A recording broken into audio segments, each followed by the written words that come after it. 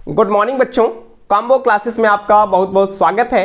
आज की क्लास में हम पढ़ने वाले हैं refraction of light on a concave surface. यानी कोई कॉनकेव सरफेस होगा, जब उस पर लाइट इंसिडेंट किया जाएगा तो लाइट किस तरह से रिफ्रैक्ट होगी, उसके लिए फार्मूला क्या होगा, इन सारी चीज़ों को अभी हम डिराइव करके देखने वाले होंगे, यानी कि हम रिफ्रैक्शन के लिए फार्मूला निकाल रहे हैं कॉनकेव सरफेस के लिए।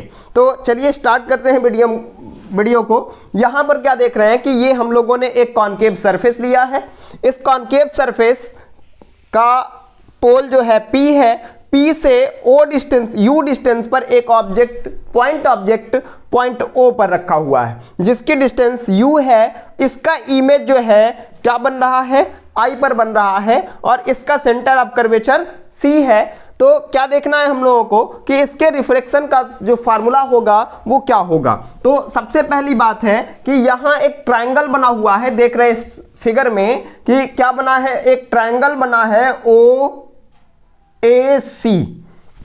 बना हुआ है। इसको फिर से हम लोग बना के देख लेते हैं। ये हो गया O, ये हो गया C और ये हो गया A, है ना।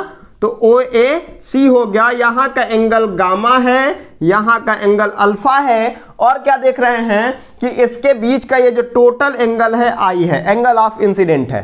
तो हमारा रूल क्या कहता है कि एक्सटीरियर एंगल जो होता है, एक्सटीरियर एंगल होता है किसी ट्रायंगल का, ये अपने अपोजिट वाले दोनों एंगल के सम के इक्वल होता है। इसका मतलब ये हो जाएगा हम लोगों का gamma equal to alpha plus I. तो यहां से हम निकाल लेंगे तो I इक्वल टू हो जाएगा gamma minus alpha, equation number first. इसी तरह से एक ट्रायंगल हमारा बना हुआ है IAC, तो ये किस में निकाले हैं, इन ट्रायंगल OAB से निकाले हैं। ये कौन सा रूल लगाए हैं, हमें पता है कि the exterior angle of a triangle is equal to the sum of its opposite angles. ठीक है, यानी कि ये जो एक्सटीरियर एंगल जो मिल रहा है, ये दोनों अपोजिट एंगल जो मिल रहे हैं इनके सामने की, इन दोनों के सम के इक्वल होता है। सिमिलरली देखा जाए,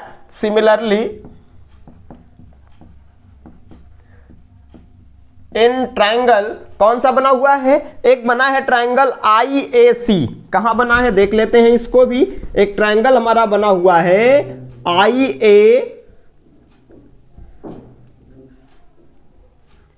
ये है A, ये है I, ये है C। यहां का एंगल है गामा, यहां का एंगल है बीटा। अब देखिए यहां पर देखा जाए कि ये एंगल यहां पे ऐसे ये लाइट गई है और ये ऐसे लाइट गया, यहां पे एंगल R बना है, तो ये R है, तो ये भी कितना हो जाएगा हमारा, R हो जाएगा अल्टरनेट एंगल से। ठीक है, तो क्या पहले लिखेंगे angle NAB equal to angle कौन सा होगा, NAB equal to angle IAC होगा। IAC इक्वल टू R होगा, कौन से रूल से होगा, इक्वल टू R होगा, और ये कौन सा, VOA से हो गया, वर्टिकल अपोजिट एंगल से हो गया। ठीक है, अब इस ट्रायंगल में देखा जाए, इन ट्रायंगल कौन सा हमारा IAC बना हुआ है, IAC। तो क्या मिलेगा हम लोगों को, gamma equal to beta plus R। तो यहां से R इक्वल टू हो जाएगा बीटा माइनस गामा। ये हो गया इक्वेशन नंबर सेकेंड। चलिए फिर देखते हैं, बाय यूजिंग स्नेल्स लॉ। हम लोगों ने कल स्नेल्स लॉ पढ़ा था। स्नेल्स लॉ में क्या था कि sine I upon sine R equal to N। अब दूसरी चीज क्या है कि बाहर एयर होगा और अंदर क्या होगा, ग्लास का ये स्फेरिकल लेंस बना होगा, ये स्फेरिकल सरफेस बना होगा, कॉनकेव सरफेस बना होगा। तो इसका रिफ्रैक्टिव इंडेक्स N1 लेट कर लेते हैं और इसका रिफ्रैक्टिव इंडेक्स N2 लेट कर लेते हैं। तो यहां पर हम N ना लिख करके क्या लिखेंगे, N2 बाई N1 लिखेंगे। ये हो गया इक्वेशन नंबर थर्ड।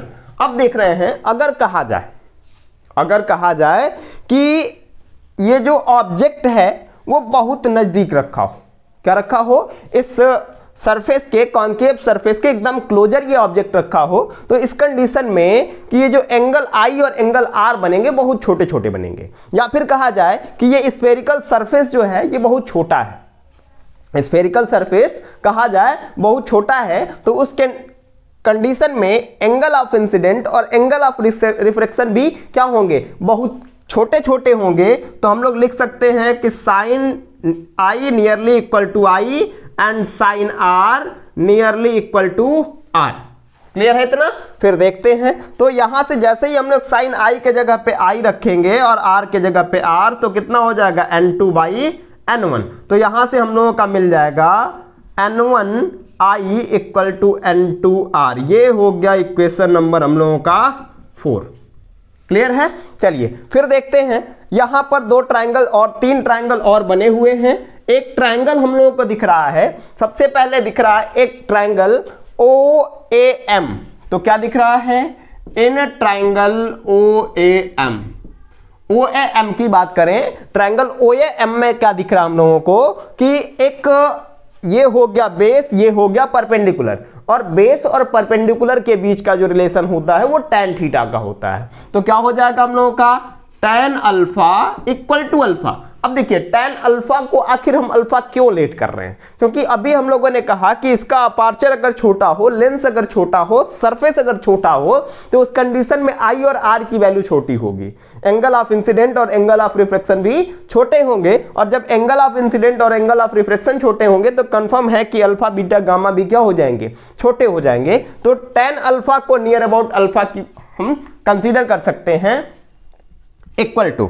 यहीं से एक चीज और देख लेते हैं। हमने आई और आर की वैल्यू इक्वेशन फर्स्ट में फाइंड आउट किया था। आई और आर की वैल्यू हम लोगों ने इक्वेशन में फर्स्ट में फाइंड आउट किया था। आई और आर की वैल्यू हम लोग क्या करते हैं, इक्वेशन नंबर 4 में पुट कर देते हैं। इक्वेशन नंबर 4 में क्या कर देंगे, आई और आर की वैल्यू हम लोग पुट कर देंगे।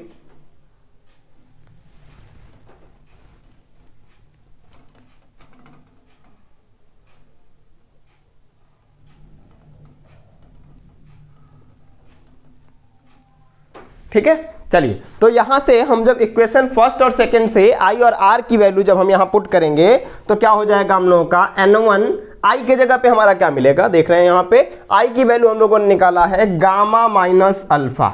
ठीक है, और क्या इक्वल टू n2 और क्या मिल जाएगा गामा माइनस बीटा। ये हो गया हम लोगों का इक्वेशन नंबर 4। ठीक है, कोई दिक्कत नहीं है। अब फिर सॉल्व करते हैं। तो tan अल्फा की वैल्यू क्या मिलेगा हम लोगों को, परपेंडिकुलर अपान बेस कितना हो जाएगा, OM हो जाएगा। कितना हो जाएगा, OM हो जाएगा। और OM जो पॉइंट होगा जब हम अपार्चर छोटा की बात करेंगे, जब हम अपार्चर छोटे की बात करेंगे तो उस कंडीशन में OM जो हो जाएगा O से M तक क्या होगा, जब अपार्चर हम छोटा करते जाएंगे तो ये जो M पॉइंट होता जाएगा, M पॉइंट जो होगा P की तरफ बढ़ता जाएगा, P की तरफ टेंड करता जाएगा और P के एकदम क्लोजर हो जाएगा। इवन ऐसा भी हो सकता है कि जब हम इस सरफेस को एकदम ऐसे छोटा सा, बहुत छोटू सा कर देंगे, इतना छोटू सा, तो इस कंडीशन में क्या होगा, जब यहां से नॉर्मल ड्रा करेंगे तो ये पॉइंट एकदम क्लोजर होगा M और P। ऐसा भी कंसीडर कर सकते हैं कि M और P जो होगा एक दूसरे के ऊपर कोलैप्स कर जाएगा, ओवरलैप कर जाएगा। ठीक है, तो OM को हम OP भी लिख सकते हैं। इसका मतलब क्या हो जाएगा, AM अपान OP। इसी तरह से AM की वैल्यू क्या देख रहे हैं, AM की वैल्यू को हम H लेट कर ले रहे हैं। तो H अपान O से P तक की वैल्यू, देखो O से P तक की वैल्यू जो है माइनस U है। माइनस U हम लोगों ने इसलिए लिया क्योंकि ऑब्जेक्ट जो है लेफ्ट साइड में रखा है और साइन कन्वेंशन हमारा यही कहता है कि लेफ्ट साइड की सभी डिस्टेंसेस जो होती है वो निगेटिव होती हैं, है ना। इसी तरह से हम tan बीटा निकालेंगे तो ये भी हो जाएगा beta, tan beta equal to beta. और इसकी वैल्यू अब देख रहे हैं यहां पर एक ट्रायंगल छोटा सा हो गया, कौन सा, IAM हो गया। कौन सा हो गया, इन ट्रायंगल IAM, IAM हो गया। तो इसमें क्या देख रहे हैं, tan बीटा की वैल्यू हो जाएगा हम लोग का AM अपान, अब देखिए IM लिखे या IP लिखे बात एक ही है ना। तो IP डायरेक्ट लिखते हैं तो कितना हो जाएगा, H अपान माइनस V हो जाएगा। उसी तरह से tan gamma equal to gamma equal to हो जाएगा AM अपान कितना हो जाएगा, CP या PC हो जाएगा। इसकी वैल्यू हो जाएगी H अपान माइनस R। ठीक है, अब फ्रॉम इक्वेशन 4 देखा जाए। फ्रॉम इक्वेशन 4 क्या हो जाएगा हम लोगों का, n1 gamma minus alpha equal to N2 gamma minus beta. इसको जब सॉल्व करेंगे तो N1 gamma minus N1 alpha equal to N2 gamma minus N2 beta.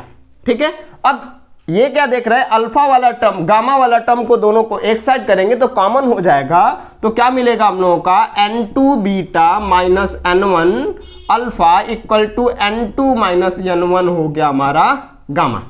ठीक है, अब समझते हैं, यहां बीटा की वैल्यू हम लोगों ने यहां कैलकुलेट किया है, बीटा की value N2 into minus H upon V minus N1 into minus H upon U equal to N2 minus N1, और गामा की वैल्यू हम लोगों ने कैलकुलेट किया है कितना, देख रहे हैं एक चीज प्रॉब्लम है बेटा, देखें गामा की वैल्यू हम लोगों ने H अपान आर फाइंड किया है, किसमें, ये भी हमारा माइनस में। यहां क्या देख रहे हैं, तो हो गया N2H माइनस अपान V माइनस ये प्लस हो गया N1H upon U equal to हो जाएगा हम लोगों का N2 minus N1 upon R into minus H। ठीक है, अब क्या देख रहे हैं, इसको हम लोग ऐसे ही छोड़ देते हैं माइनस, और इसको हम लोग लिख लेते हैं N1 minus H।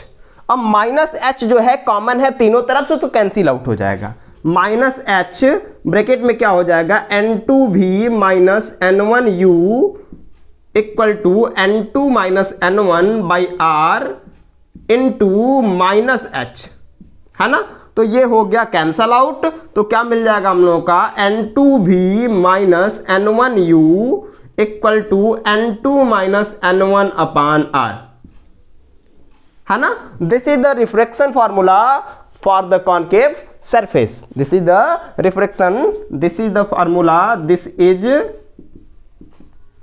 The formula for refraction. किसके लिए है, ये रिफ्रैक्शन के लिए फार्मूला है, और किस तरह के सरफेस के लिए है, कॉनकेव सरफेस के लिए। इसी को जब हम आगे देखेंगे तो हमारा क्या मिल जाएगा, मिला हुआ है N2 by V minus N1 upon U equal to N2 minus N1 upon R। दोनों साइड में क्या करते हैं, लेफ्ट और राइट साइड दोनों साइड में N2 को जो है कॉमन कर लेते हैं, सॉरी N1 को जो है कॉमन कर लेते हैं, या N1 से दोनों साइड हम क्या कर लेते हैं, डिवाइड कर लेते हैं, तो क्या मिल जाएगा इधर N2 by N1 by V equal to N1 by N1 upon U equal to N2 minus N1 upon N1 upon R मिलेगा। अब फिर देखते हैं आगे इसको, तो क्या मिल जाएगा N2 by N1 upon V minus 1 upon U equal to N2 by N1 minus 1।